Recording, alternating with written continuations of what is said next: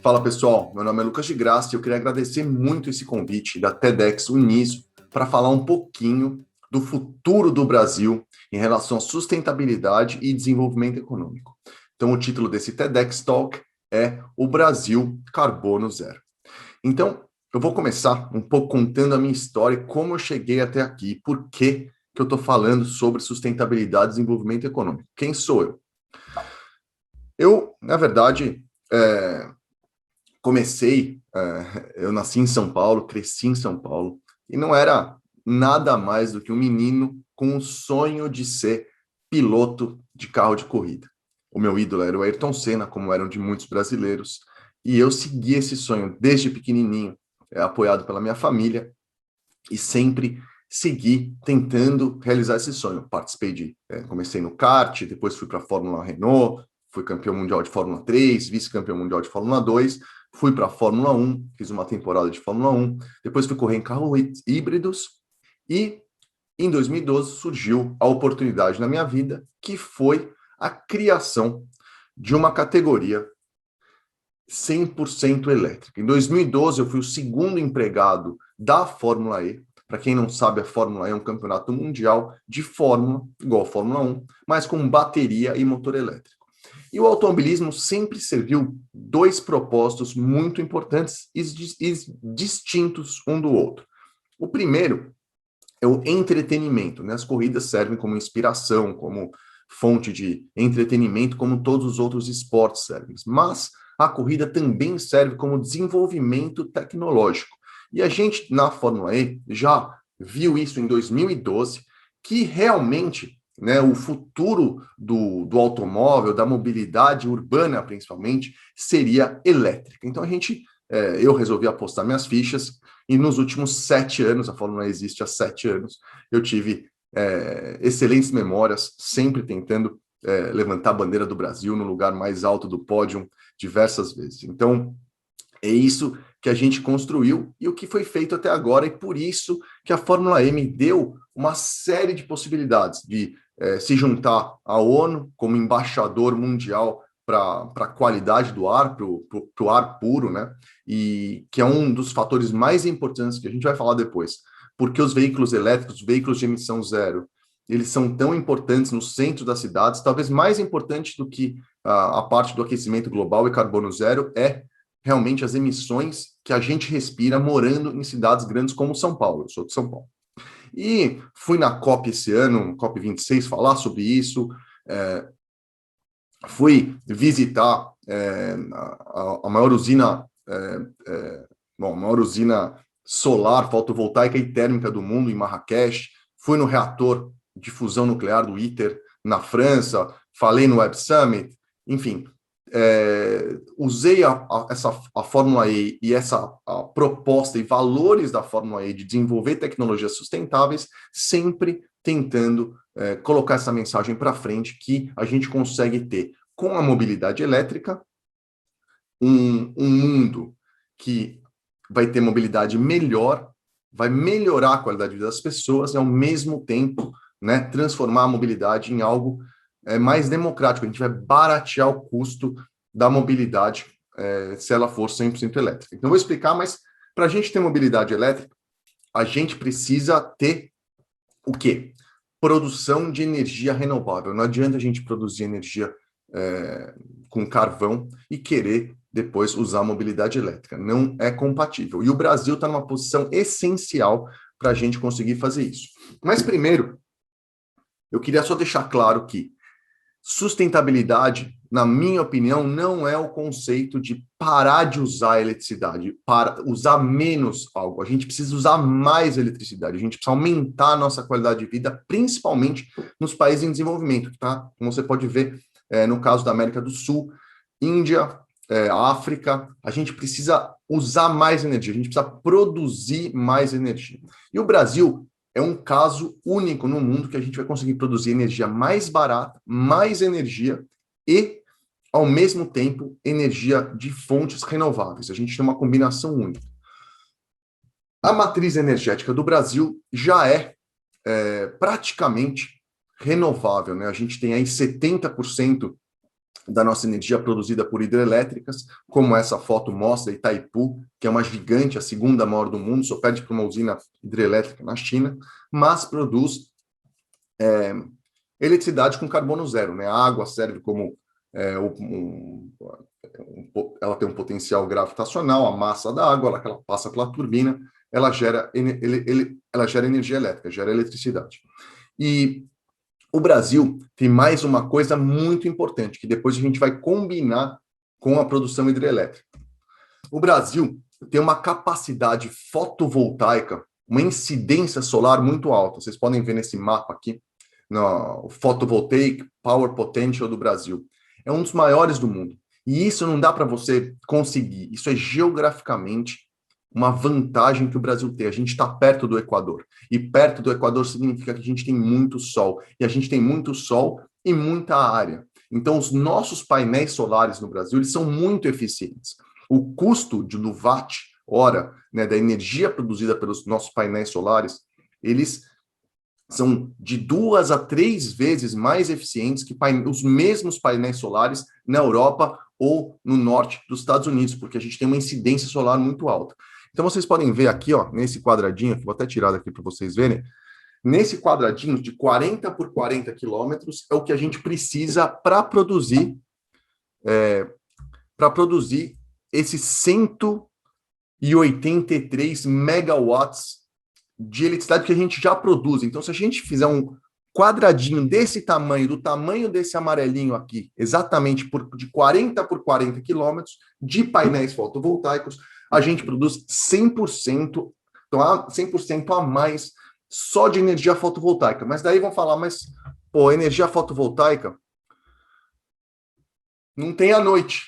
Como é que a gente faz? Aonde armazena essa energia fotovoltaica? E a gente tem...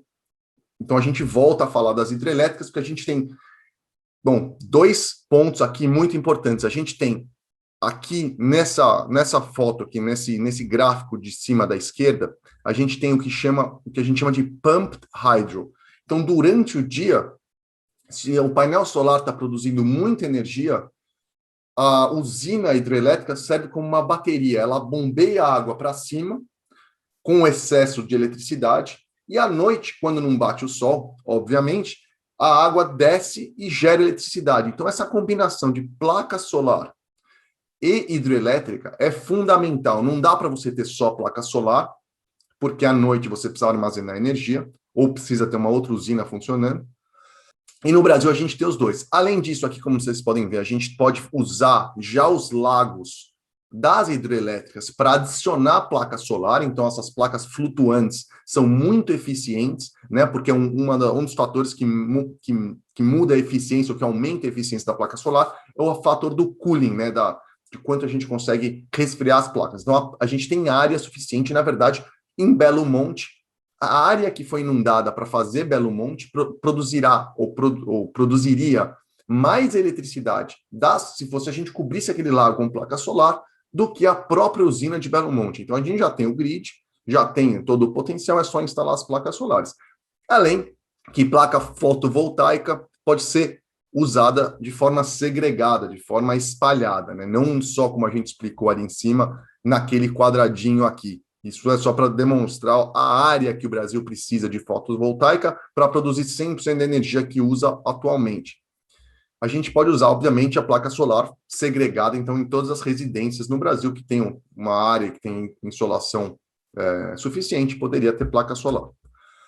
E essa produção de placa solar, de fontes renováveis, daria acesso a gente fazer a introdução da nova mobilidade elétrica, dos veículos elétricos 2.0, que eu chamo, que são os veículos modernos. Onde é mais eficiente a gente usar veículo elétrico hoje? Onde os veículos são usados de formas mais constantes. Então, por exemplo, seria carro individual? Não. A gente tem que fazer primeiro essa transição para mobilidade elétrica em veículos que usam que são usados durante muitas horas do dia. Então, pode ser vans de entregas de logística, principalmente nas áreas urbanas, e ônibus e caminhões que entram também dentro de complexos urbanos e que rodam durante muitas horas por dia. Então, a principal eletrificação da frota tem que começar com veículos comerciais e públicos, e daí sim ir para veículos individuais. A quantidade de emissão de veículos individuais é muito pequena perto dos outros veículos de frota comercial e pública.